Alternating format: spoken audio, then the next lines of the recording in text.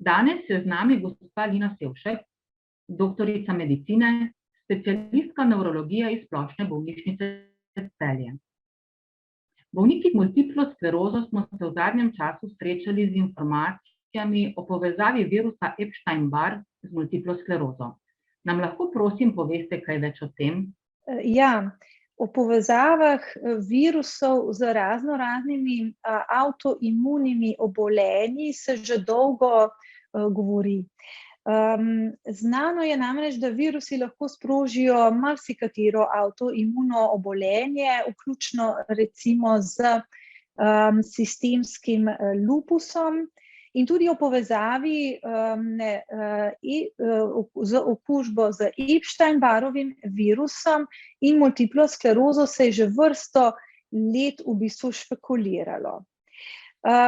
Z Epstein-Barrovim virusom namreč pride v stik marsikateri človek in dejansko se kar večina svetovne populacije prekuži nekako s tem virusom. Ta virus pa lahko potem tudi ostane v določenih celicah, predvsem v spominskih B limfocitih, in tam notri so ga našli pogosto tudi pri bolnikih z multiplo sklerozo.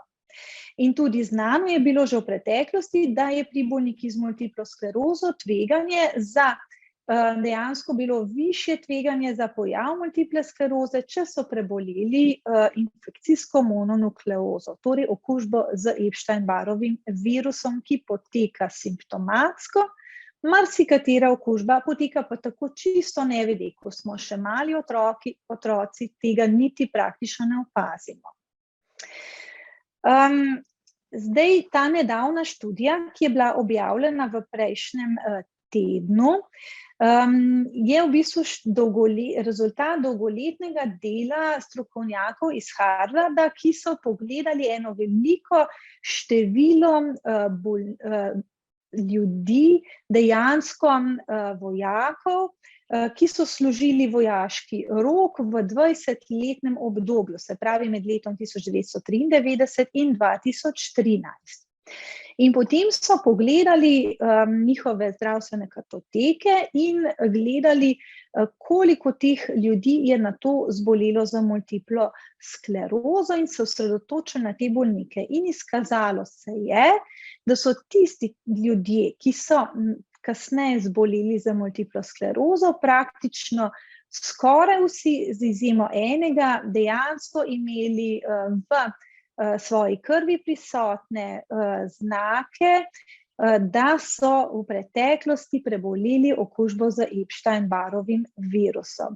In to je ena od dodatnih potrditev, da Epstein-Barrov virus igra pomembno vlogo pri razvoju multiple skleroze. Ne smemo pa tega enačiti z vzrokom multiple skleroze. Točen vzrok multiple skleroze je še vedno neznan.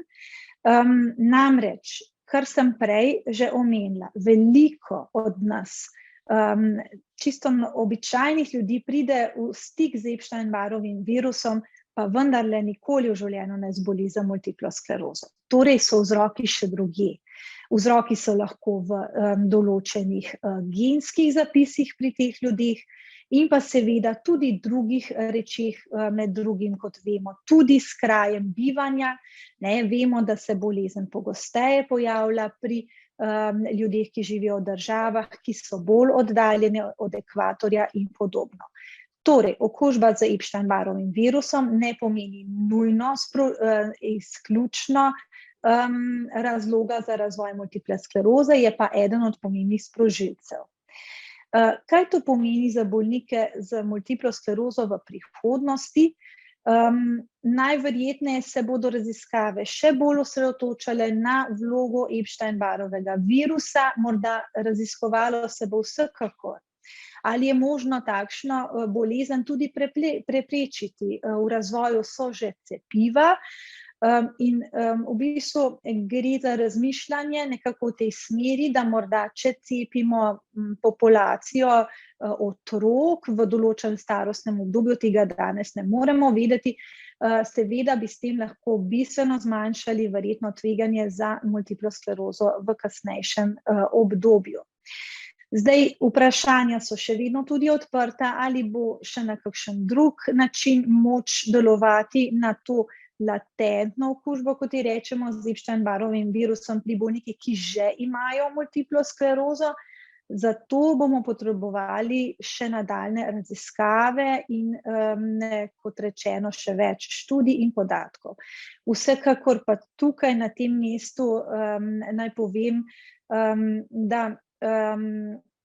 bi predvsem apelirala na bolnike, da vseeno v luči tega ne skočijo na nek prvi vlak, kjer bi opuščali svoja redna zdravila za spreminjanje poteka bolezni, z mislijo na to, da bo kar kmalu se našlo neko zdravilo, ki bo multiplo sklerozo popolnoma pozdravilo. Namreč še vedno so tukaj na mestu pri vseh bolnikih, ki so zdravljeni, predvsem trenutno zdravila za spreminjanje poteka bolezni. Tako da tu bi prosila, da se v bistvu še vedno ljudje ravnajo po navodilu nevrologa in drugega strokovnega osebja. Je pa to vsekakor, če zaključim, izredno obetaven podatek in bo verjetno pomenilo, kar upamo, pomemben mejnik v obravnavi in pa zdravljenju bolnikov z multiplo sklerozo. Hvala. Najlepša hvala za vaš odgovor in za vaš čas.